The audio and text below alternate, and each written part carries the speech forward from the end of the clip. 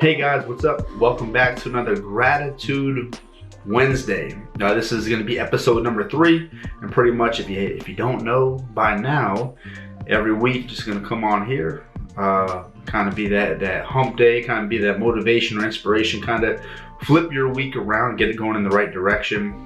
Just be where you are at and identify exactly what it is that you're grateful for. And a couple ways to do that, whether you think about it on a weekly basis or on a daily basis, try to keep in the back of your head, as you go throughout your days about different things that occur, whether it is, whether you consider something to be a blessing in disguise, or whether you assume that things just fall into the right place at the right time, things of that nature. Those things are things that you can identify as being grateful for. It doesn't have to be super big. It doesn't have to be something as big as, landing a new deal. It could be something as simple as having some sort of relationship with somebody that you just appreciate, that you know that your life is a little bit better because you have them in your life. So for me, just thinking throughout the week, trying to identify things that I'm grateful for.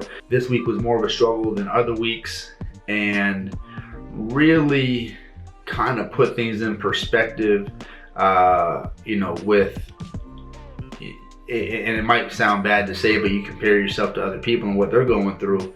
And Alex Smith has a documentary out, going through his battle of broken leg and the whole nine of being in the NFL and barely being able to play with his kids and things like that. I was thinking, man, I played football for a long time, and never did I have an injury to where I thought I'd have to have my leg amputated. And I know that's pretty extreme, but nonetheless, I did have a few surgeries. I'm extremely grateful that I'm able to play with my kids on a daily basis the way that I do, whether it's with soccer or playing Legos or building Hot Wheels tracks or whatever it might be.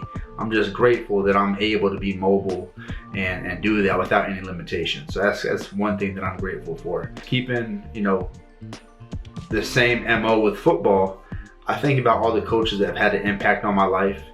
And just grateful for those relationships. I still do have those relationships. Extremely proud of what I've done and who I have become.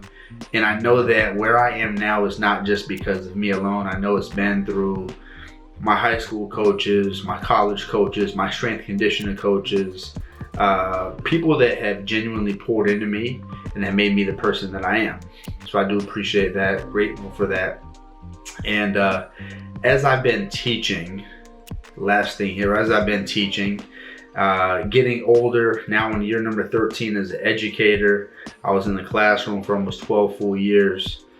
And the relationships I built with my former students, being able to try to understand them, see who they are, they really have had just as much of an impact on me as hopefully I've had on them. The way that I perceive myself and understand the way that I'm able to influence people is, largely in part to what my former students allowed me to do, allowed me to pour into them, allowed me to be honest and transparent and put myself out there, just so that there was even ground for us to work on. So I'm grateful for the past relationships that I have with them. And I guess just, the whole theme of this week is relationships, really. My relationship with my kids, relationship with my coaches, relationship with my former students, all that stuff is fantastic. I really just grateful, trying to take this whole moment of uncertainty and are things going to open up and what will life be like after that. You don't have control over that. All you can control is what's in front of you. And right now, just sitting here thinking about exactly what it is and I'm grateful for. I appreciate that. So with that being said, man, what are you guys grateful for? I know this is episode 3. If you could do me a favor, just like it, share it. That'd be fantastic. Put it on your Facebook, whatever it is. And if you would like to see something different, let me know. I believe this is the first time I've had all the lights on in here, which is great. Hopefully some more wall decor is going to go up here. That's my hot wife, my number 1 cheerleader, in case you guys were wondering. But anyway, I appreciate you guys. Thanks for tuning in. Thanks for watching. And have a blessed week. Peace. So you guys are still here. That's great. great news, great news.